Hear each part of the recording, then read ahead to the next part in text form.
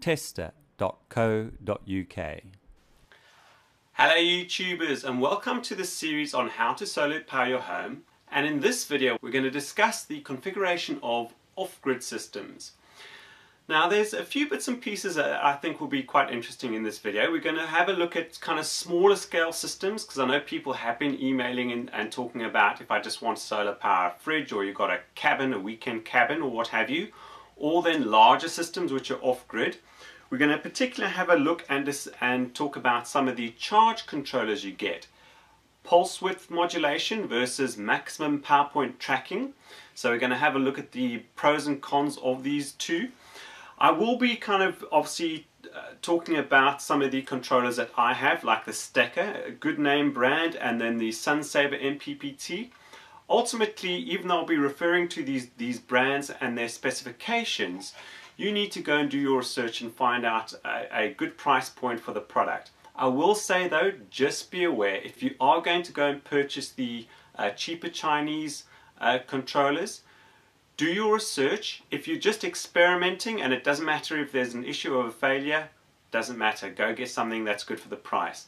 If this is for your weekend cabin in the woods, you don't want to get there and find you've got no power because the charge controller has failed. And there you want to know that there's a good name brand with a good backing behind it.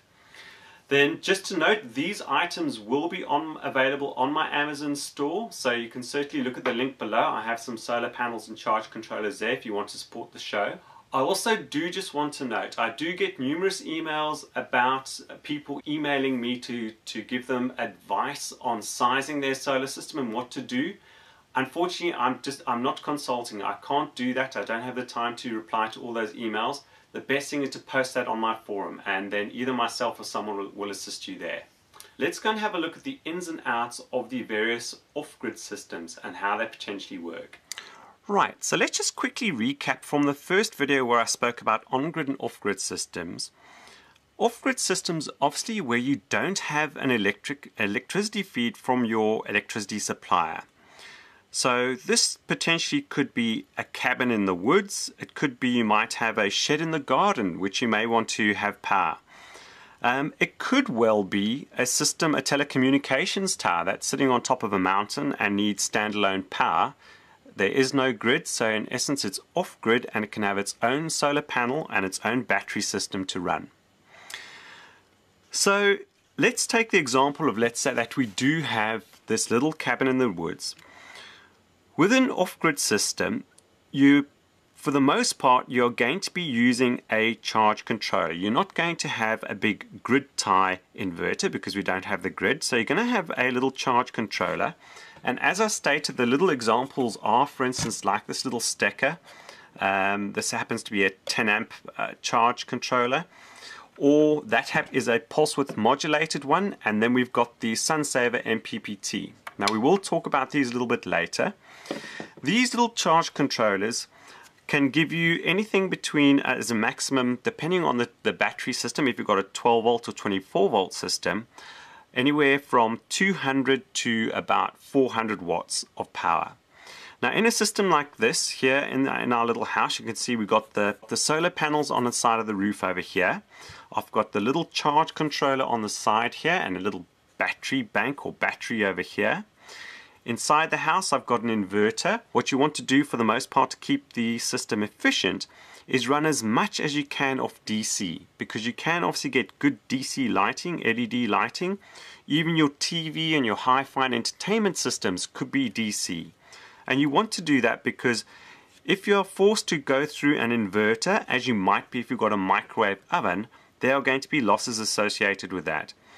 So where you can, you want to operate off DC and then perhaps have a small inverter for those things which only run off AC, let's say like a microwave oven for instance. Right, now from the previous exercise, I'm not going to go into kind of sizing a system like this, how big your solar array is going to be in your battery bank, because we did that previously. However, I did annotate the last video because there was a little bit of an error. It can be a little bit tricky when you're trying to calculate the losses because some of those losses are associated to the final size of your PV array. So the calculation does get a little more complicated. But as a rule of thumb, I would always just take your power consumption requirement and add 30 to 40% on top of that. If you want to be precise, then certainly you need to go and calculate all the losses. Now, in this system, there might be another interesting deviation to that. And these are things I just want to make you aware of so that you can put them in your cap. You may have a cabin which you use permanently day by day in the woods. And then you're going to go through the normal exercise of understanding your power requirement and then obviously matching up your PV, your solar panels and your battery and your charge controller. However, what if this is a little cabin that you only use on the weekends? Does that change anything? And potentially yes, it does.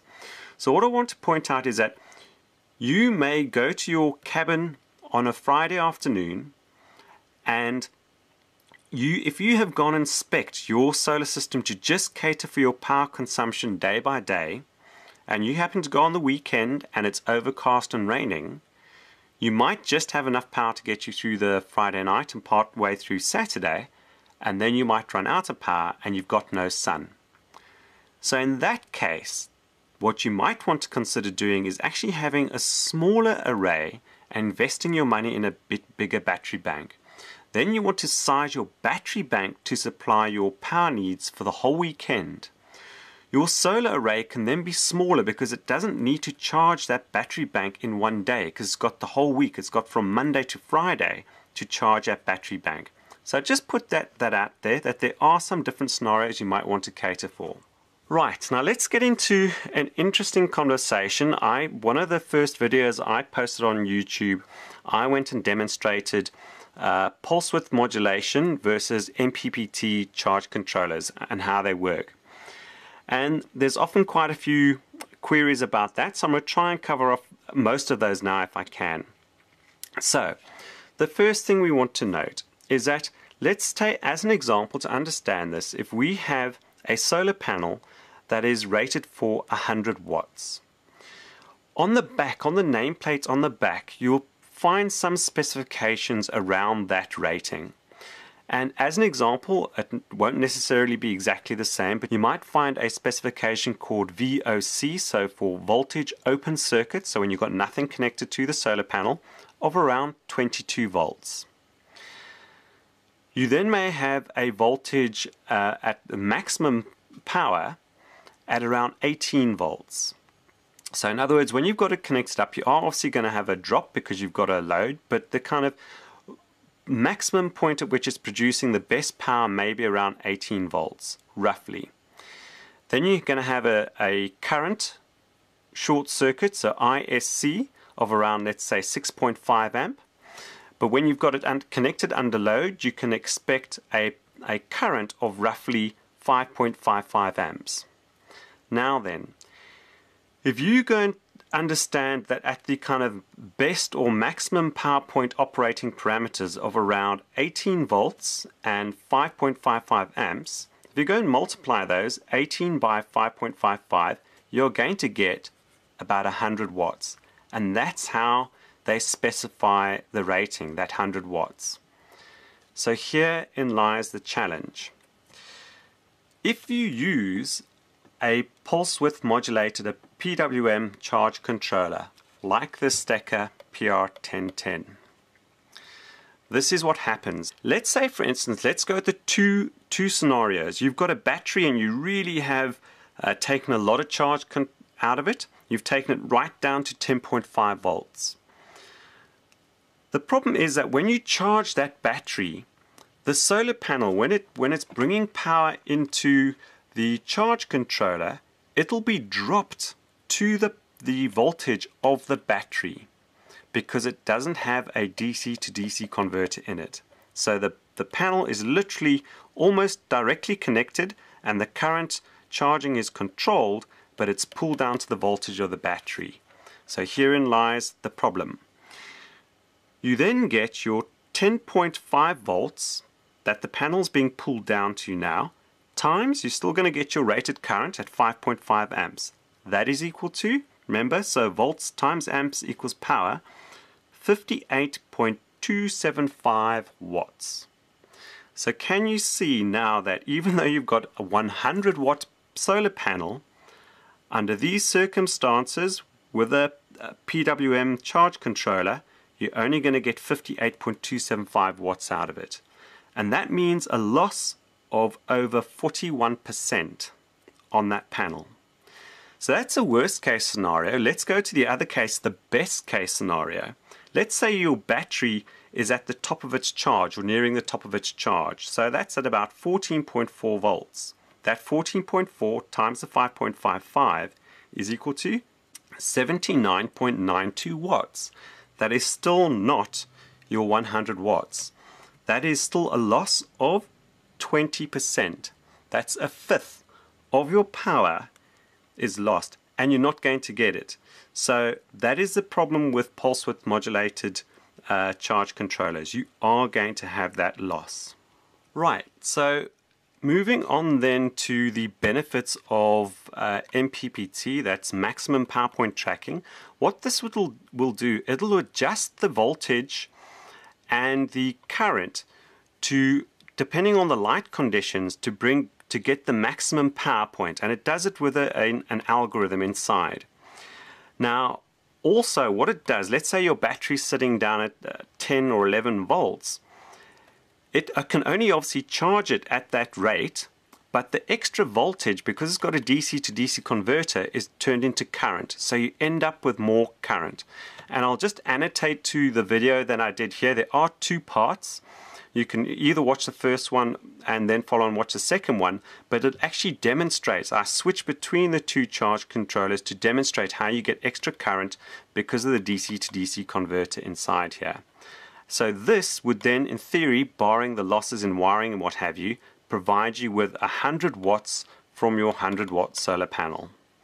Now then, the question that a lot of people ask, because there is a price difference, and the prices have changed, so it's certainly less significant now, and I'll paint the example. Currently, this charge controller on Amazon costs about $120, and this charge controller costs about $220 odd. So it's about $100 difference. And it used to be greater. There used to be a far bigger price gap between these two. But people used to say, well, why on earth spend the extra money on that MPPT charge controller, because you can buy the additional panels for your pulse width modulated solar panel. And yes, that might be the case. Let's say we have an example where we have a 200 watt system and you reduce to around 140 watts, and you have to buy an extra 60 watts to make up the difference on this charge controller. A 60 watt panel at this point in time is $100. You kind of have to weigh up and understand how much it's going to cost you for the additional solar panels to cater for that loss, or moving to an MPPT charge controller.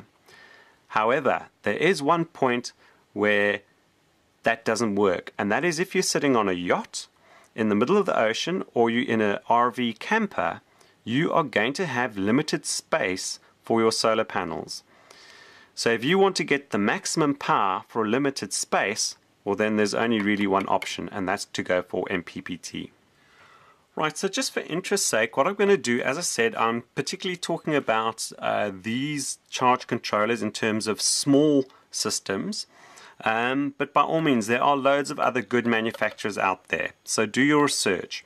But if we have a look at, let's say, that Stecker PR1010, as it's known, you get a 2020 and a 3030, and those relate to the charge, the amount of charge in current that you can put into the actual battery and the load. Now on these, I'll just point out, they do have three inputs. One is for your solar panel, one is for your battery or batteries, and then one is for your load. So you could, if you wanted to, just take your load straight off your battery, but then you run the risk, if you've got a light on and it's left on, this may run the battery flat and damage the battery. having it on the load here does some control. You can have this for one, automatically switch on lights at night if your load is connected here. Two, once you get to a low voltage on your battery, it'll disconnect the load to protect your battery. So that's certainly a benefit. But now, on a system like this, as I said, 10 amp charge, 10 amp load, you mustn't exceed a voltage of 47 volts for your solar panels connected. Now obviously if you start connecting solar panels in series, you can start hitting that very quickly. But of course that doesn't make sense on a charge controller like this, as I said, because you're going to be pulling that voltage right down for your batteries. Now these can operate at 24 volts, so you certainly might get closer to 30-odd volt solar power, but you mustn't exceed this voltage. On this system, the maximum power that you're going to get, in theory, if you can charge at 10 amp and your maximum voltage once you fully charged is 14.4 volts, is about 144 watts. But this Stecker charge controller can have solar panels of up to between 720 and 900 watts connected. Why on earth would you want a charge controller where you can only get 144 watts out but be able to connect a large array like this? And this was something that was posed to me on my forum by someone who brought it to my attention. I wasn't aware of this. And basically you may be in a situation that in your log cabin you've worked out that you only need about 100 to, let's say, 150 watts. So this is just about going to cater for your needs. But that's on a bright sunny day. And you may want to be able to cater for conditions which aren't bright and sunny. It may be overcast, so you may need to double or even treble the size of your array to still get that out. Now, with the Steckers, you don't have to go then try and buy something that's more expensive to cater for that larger array. This charge controller, you can put a large array on it. It's just that you're not going to get all that power out. You're just going to get your requirement. You have to kind of make a decision here, because when the sun is out shining, it may be silly to be only getting 144 watts if you got, let's say, 600 watts attached to this. You may say you want to make hay while the sun shines, so you may want to go to a bigger one. But in telecommunications, if space is small and limited and they only want a small charge controller in a box, this is something just to be aware of. Then looking at our SunSaver MPPT, so this is by Morningstar. This charge controller is rated for, it can do 15 amp of charge, 15 amp on the load, but the array needs to be smaller than 75 volts. But here you have the benefit that you can obviously link solar panels in series. The benefit of that, of course, is that you can run lower current and use thinner wire. You obviously have this limitation of about 75 volts, but remember, it'll use that. It'll convert the extra voltage into current to give you your output. But this charge controller for a 12 volt system is constrained to 200 watts of solar panels, and for a 24 volt system I think it's 400. Now these specs don't take from me, go and check them yourselves when you are speccing a system. But so it doesn't have the figures of the Stecker where you can put a larger array on it. They seem to quote a maximum of these sizes. So just something to be aware of if you are kind of looking at charge controllers for these small off-grid systems. Right, and now we're going to have a look at the larger systems. And here I'll give you an insert and show you a picture of my Outback FlexMax 60. Again, it's just because I have one. I know they do have a good name in the industry. If whoever you speak to, these are well recommended, well tested. There are certainly lots of other good charge controllers to go and have a look at as well. But just as an example, once you start getting to large systems, you certainly, and I think you'll only find there are MPPT charge controllers. Because if you don't have MPPT, your losses on a large array are significant. And believe it or not, this Outback FlexMax 60, when I purchased it, was probably only double the price of the SunSaver. So, And this system can have an array the size of 3,750 watts.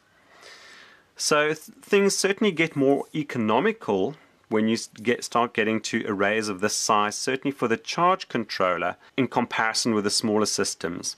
Now the FlexMax 60, it can charge at 60 amps. There is an 80 which does 80 amps, but in this case it's a 60 amp charge. It doesn't have any load control, so here it's almost a given for the most part that you are going to connect an inverter to this, and the inverter would take care of protecting your battery bank in terms of low voltage. So the FlexMax isn't designed to have a direct feed because it's that large. Generally speaking, you're going to be feeding an AC system with this. So it can handle an array of up to 150 volts peak. That really is the true maximum. I think they quote a figure of 145, but in cold conditions of 150. So you can obviously link a few panels in series to get up to a string like that. And as I said, 3,750 watts, but that's for a 60 volt system. The FlexMax 60, as I recall, does literally 12, 24, 48, and 60 volt you can configure it for. So a really, really nice charge controller. And then just as a little bit of quick background in terms of connecting these basic charge controllers, so when I'm thinking of the small array, as I said, all of these have connectors where you can go put the solar in, your battery and your load.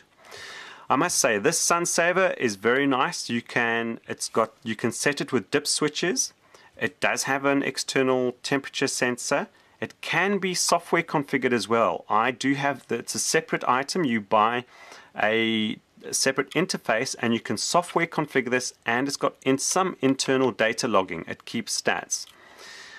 But a little system like this, you would have your solar panel, you'd have your positive and your negative feeds coming off your solar panel, and they would go into the PV input on the charge controller.